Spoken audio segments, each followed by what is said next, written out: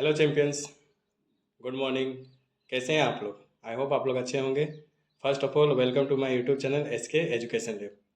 तो कल मैंने आप लोगों को जो 6 क्वेश्चन होमवर्क में दिया था, आई होप आप लोगों ने उसका सोल्यूशन कर लिए होंगे। चलिए उसका सोल्यूशन अभी मैं यहाँ पर देखता हूँ। आप लोग मैच कीजिए कि आप लोग का कितना आंसर सही हो रहा है और कौन सा गलत है, वो मैं यहाँ समझाते हुए जा रहा हूँ। तो पहला क्वेश्चन है, एक कर्मचारी की मजदूरी में 20% की कटौती की गई है। यदि उसकी मजदूरी को पुनः पहले की मजदूरी के बराबर लाना हो तो उसे कितनी वृद्धि करनी पड़ेगी?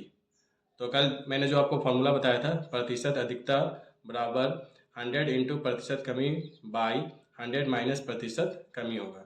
तो देख लीजिए वहाँ पर कितने प्रतिशत की कटौती की गई थी, 20% की। तो 100 इंटू 20 कीजिएगा बाई 100 माइनस 20। 100 इंटू 20 को सेम रहने दीजिएगा, 100 में 20 माइनस कीजिएगा 80 आएगा। फिर 20 का टेबल में 80 4 टाइम्स में कट जाएगा और 4 से फिर 100 25 टाइम्स में कट जाएगा, यानी इसका आंसर 25% हो जाएगा। उसी तरह क्वेश्चन नंबर 2, ए के वेतन बी के वेतन से ए का वेतन जो है बी के वेतन से शायद 33% कम है। तदनुसार बी का वेतन ए के वेतन से कितने प्रतिशत ज़्यादा है? तो ज़्यादा पूछा, सेम फार्मूला मैं बार बार नहीं लिख रहा हूँ, एवं मैंने यहाँ फार्मूला लिख दिया हूँ, आप देख लीजिए। उसी के अकॉर्डिंग इसको बनाइएगा, 100 into 33 whole 1/3 by 100 minus 33 whole 1/3।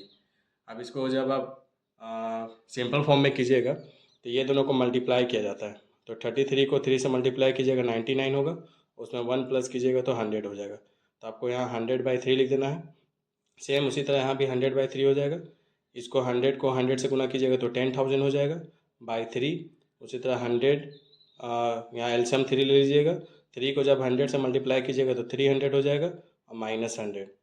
अब इसको ऊपर वाला को सेम लिख दीजिएगा, 300 में 100 घटा दीजिए, कितना आ जाएगा? 200 आ जाएगा और बाई 3। अब ये ऊपर वालों को यहाँ लिखिएगा, नीचे वालों को जब हम ऊपर की ओर ले जाते हैं तो ये रेसिप्रोकल यानी पलट जाता है। तो 3 से 3 कट जाएगा और 2 जीरो से फिर 2 जीरो कट जाएगा और 2 से ये 100 कितना में कट जाएगा? 50 बार में, यानी आपका आंसर 50% हो जाएगा। उसके बाद तीसरा नंबर क्वेश्चन देखिए, एक वस्तु का दाम 10% घटाया गया है, पूर्व मान में उसको पुनः लगाने के लिए नए दाम को कितने प्रतिशत बढ़ाना होगा? यानी पहले एक वस्तु का दाम जो है 10% घटाया गया और फिर पहले के मान में उसको लाने के लिए, यानी पहले के वैल्यू में लाने के लिए उसे कितना परसेंट बढ़ाया जाएगा? तो same formula, 100 into 10 by 100 minus 10। Formula मैं यहाँ लिख दिया हूँ। एवं कमी को एवं 100 को प्रतिशत कमी के साथ मल्टीप्लाई करना है और उसी को फिर माइनस करना है। तो जो भी एक संख्या आपको दिया रहेगा क्वेश्चन में, उसको आप मल्टीप्लाई कर दीजिएगा, माइनस कर दीजिएगा, यू गेट द आंसर, यानी आपको आंसर मिल जाएगा। तो 100 इंटू 10 ऊपर सेम रख दीजिएगा, 100 में माइनस 10 करेंगे तो 90 आएगा और एक जीरो से एक जीरो कट हो जाएगा, ऊपर 100 बचेगा, नीचे 9। 100/9 को जब भागा दीजिएगा तो आपका 100 होल 1/9% आएगा। कैसे? देखिए, 100 को मैं 9 से डिवाइड दे रहा हूँ, 9 1 जा 9, 10 में 9 के 1 बचा है, जीरो उतारेंगे, फिर 9 1 जा 9, फिर 10 में 9 गया 1 बचा। तो यह नीचे 9 है तो नीचे 9 का 9 लिखा आएगा और नीचे वाला 1 जो है ऊपर चला जाएगा और ऊपर जो 100 आया इधर साइड में लिखा जाएगा। That's all. मिलते हैं नेक्स्ट ही क्वेश्चन में। चलिए देखते हैं नेक्स्ट ही क्वेश्चन को।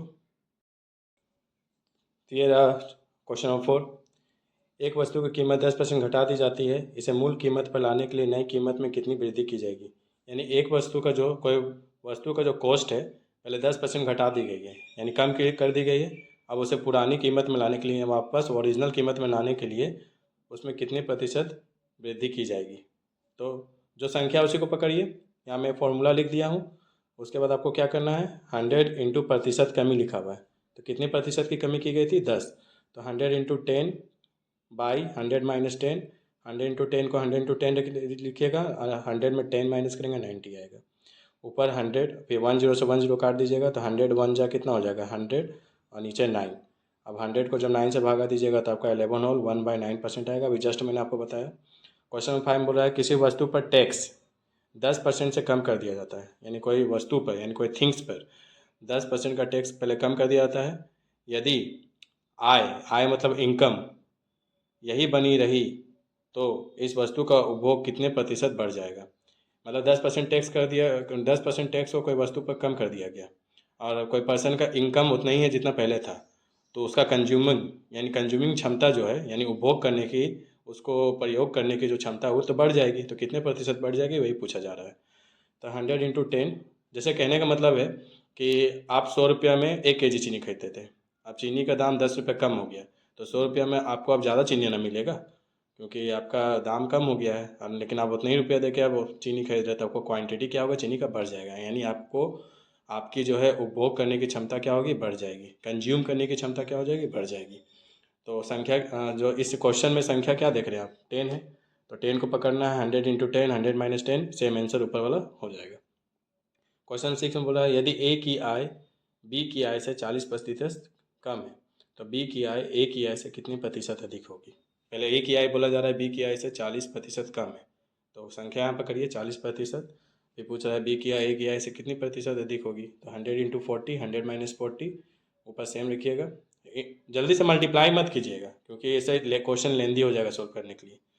अब माइनस करके यहाँ लिखिए 60, उसके बाद सिंगल सिंगल कट कीजिए, 2 का टेबल से 2 2 जा 4, 2 3 जा 6 कट हो गया। अब ऊपर कोई तो कट नहीं होगा, तो 100 को 2 से मल्टीप्लाई किए 200 हुआ, और यहाँ 3। इसको जब मिक्स फ्रैक्शन में चेंज करेंगे तो आपका 66 होल 2/3% आएगा, यानी 66.2/3%।